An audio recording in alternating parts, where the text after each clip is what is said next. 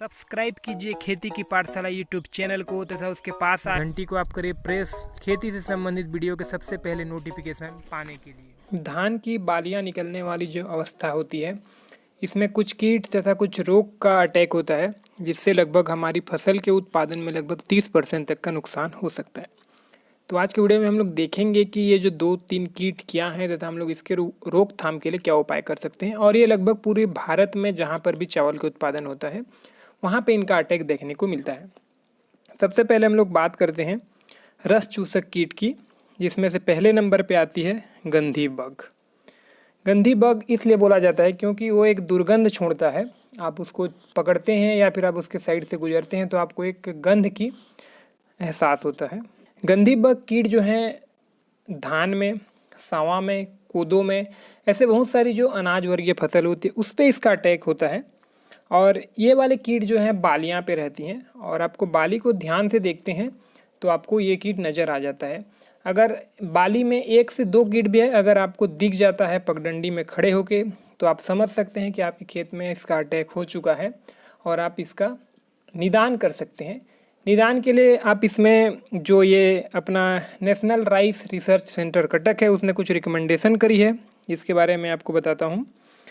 तो उसके लिए आप नीम की खली जो रहती है 5%, उसका आप 25 kg पर हेक्टेयर के हिसाब से दे सकते हैं, या फिर जो मेलाथियोन आती है 10% डी में, आप उसका स्प्रे कर सकते हैं। इसको नॉर्मली कोई भी एक सामान्य कीटनाशक से इसको हम लोग कंट्रोल कर सकते हैं। इसको फूल आने के समय और उसके 15 दिन बाद आपको स्प्रे करना रहता है। मतलब ये रहती है कि जब फसल में दूध भरने की अवस्था रहती है उस समय ये कीट का ज़्यादा अटैक होता है। दूसरे नंबर पे आती है धान की बाली का माहू, या फिर हम लोग बोल सकते हैं पेनिकल एफिड। जो ये एफिड होती है इसका भी बाली पे अटैक होता है। काफ़ी छोटे होते हैं, ये दिखते नहीं हैं आपको। अगर बाली को छू के देखते हैं, पकड़ते हैं, तो वहाँ पे आपको ये नज़र आता है। ये कीट होते छोटे ज़रूर हैं, लेकिन ये इतना ज़्यादा नुकसान करते हैं क्योंकि जब दूध भरने की अवस्था रहती है, जो पूरे पोषण पौधे जड़ से जो ऊपर भेजती रहती है, तो लगभग ये आधा तो ये लोग खा जाते हैं। तो इससे हमारी फसल में बाली में दाने ढंग से नहीं भरते हैं, और जो अगर भर भी जाते हैं तो उसमें वज़न इतना नहीं आता जितना सामान्य बाली में आना चाहिए। इसके लिए कुछ रिकमेंडेड करी है ये जो NRRI है।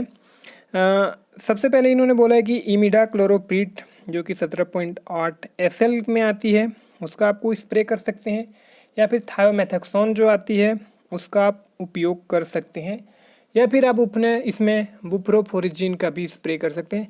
अगर आपके फसल में माहू का अटैक है, जो BPH हम लोग बोलते हैं, भूरा माहू का, तो उस अवस्था में आप BPH का भी दवा का स्प्रे करते हैं तो ये उसके साथ में चला जाता है। इसके लिए आपको सेपरेट डालने की ज़रूरत नहीं पड़ेगी। ये तो हो गई कीट की बात। अब एक इसमें जो रोग लगते हैं उसके बारे में हम लोग बात करते हैं।